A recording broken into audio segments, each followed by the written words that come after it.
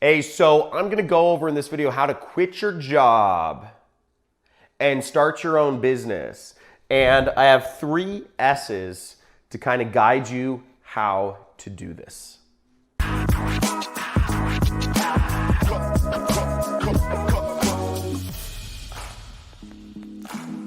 So these are the 3 S's to quitting your job and starting your own business. And I'm making these 3 S's, this shorthand to help you get started. Just a little primer about me. I quit my job back in 2012 and I started my own business. By 2015, my business was doing over $1 million per year.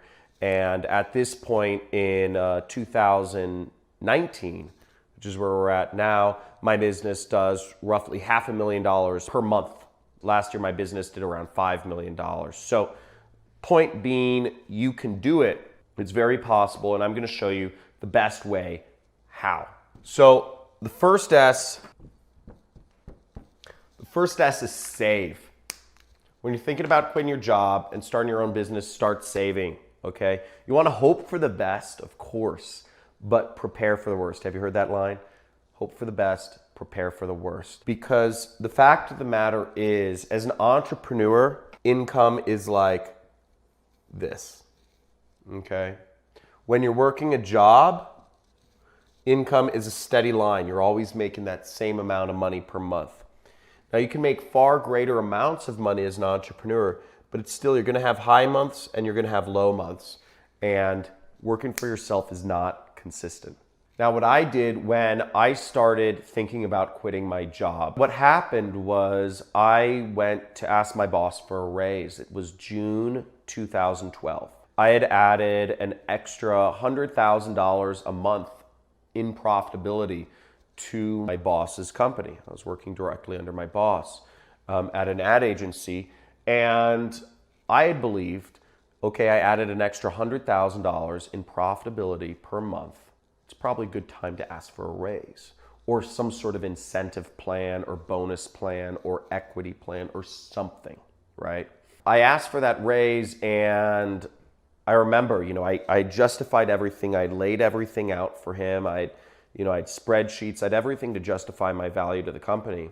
And I remember him saying, his retort was, "Or what?" He just stared at me. And I was quiet, but I can tell you, I wanted to reach across the desk, freaking strangle that old man. It was so annoying. I'd added so much value. It was very annoying.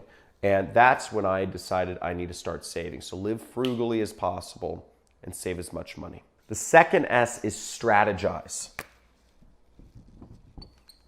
Part of strategy for running your own business is you want to make at least 50% more than what you were making at your job, okay? Because once again, entrepreneurship has highs and lows, and the tides can shift the amount of money you're making. I've gone from, in my business, making 6 figures, hundreds of thousands of dollars per month, to losing money in a single month. That's the difference a single month has made in my business, just because of changing business situations. So things can change very dramatically.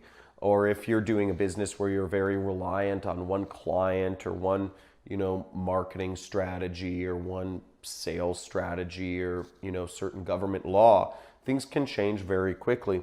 So you want to strategize. And my rule of thumb is 1.5 times whatever you're making. If you're making $5,000 a month, you want to be making at least $7,500 a month on your own before you quit your job. If you are making $10,000 a month, you want to be making at least $15,000 a month on your own, because again, things are not as consistent. And if you couple that with saving, that's a really good situation to really allow yourself to be running your own business for the long term. Because what isn't a good situation is quitting your job. Something happens in your first couple months as an entrepreneur and you lose some of your income, and then having to go back to work 3 months later. And it happens all the time. It's because people didn't save. It's because people didn't strategize. So keep that in mind. When I was working my job, what I did was I was making $6,000 a month at my job. I didn't quit until I was making $10,000 a month on the side. Does that make sense? So outside of my job, outside of my 9-to-5 job, I was making $10,000 a month income, working mornings and nights basically. You know, the way I did that was I was running an ad agency at the time, you know, my own, you know, I was freelancing. I was working at an ad agency and I was freelancing and managing Google AdWords accounts. And what I did was at nights, I went to places where I'd find these high-end clients who would hire expensive freelancers. That's what I did, and I serviced their accounts at nights too. So I was constantly trying to do this and make this money so that I could quit. But again, I didn't quit until I was making quite a bit more than what my job was paying me. And that gave me that buffer zone. Third S,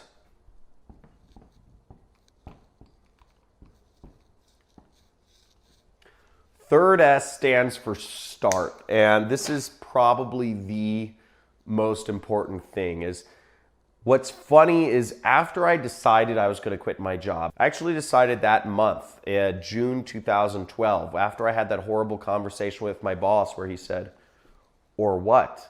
I had decided that I'm going to quit. Now, what's funny is there's so much paralysis. I was so scared to quit my job because I knew, you know, in the back of my mind, you know, and everybody wants you to work a job, right? And your friends, your family, you know, you have coworkers. It's a big deal when you quit a job. You know, there's a lot of things that go with it. And for months, I just let the decision linger. I was scared to actually do anything about it. But what you've got to do, it didn't change until I actually went to this Tony Robbins event called Unleash the Power Within. And this was in August, so a couple months later. And, you know, he does this thing called the Dickens process where he has you imagine what your life is going to be like. And you can do this right now, is imagine what your life is going to be like if you don't quit your job a year from now. Then imagine what your life is going to look like if you don't quit your job 5 years from now. Then imagine what your life is going to be like if you don't quit your job 25 years from now. You know, it's a visualization exercise, and I did this and I realized my life is going to be nothing like what I want it to be. You know, for me, it wasn't just quitting my job, it was just working a job, not being my own employer. And I realized I just needed to do it, and I could delay this decision. I could delay it for months, I could delay it for years. And it's very easy to delay quitting your job, but you got to do it at some time. And the thing was, just start. You figure stuff out, but you just have to start at some point. That's the hardest decision to make. But once I started, things fell into place. What's funny is after I quit my job, I went from making $6,000 a month in my job to after I quit, I was making $30,000 a month, you know, working for myself. And I was 23 at the time. So once you really do it, things can fall in place. You know, just a little encouragement from me to you is if you're going at it from a good place, do it. You know, you have to make that decision. You have to start somewhere. Now, I hope you enjoyed this video. I hope you enjoyed some of this information, and let me know in the comments what was the most helpful to you. Was it knowing to save? Was it knowing about strategizing 1.5 times, or was it just starting? And, you know, maybe a little story from me about, you know, how I got started and how long it took me. Let me know in the comments what was the most helpful to you. Like this video and subscribe to this channel if you want to learn more about, you know, how you can work remotely, how you can work for yourself, and also some giveaways. You know, I do a business model called affiliate marketing, and I have more information on that, and I do giveaways about that sometimes, so make sure you subscribe.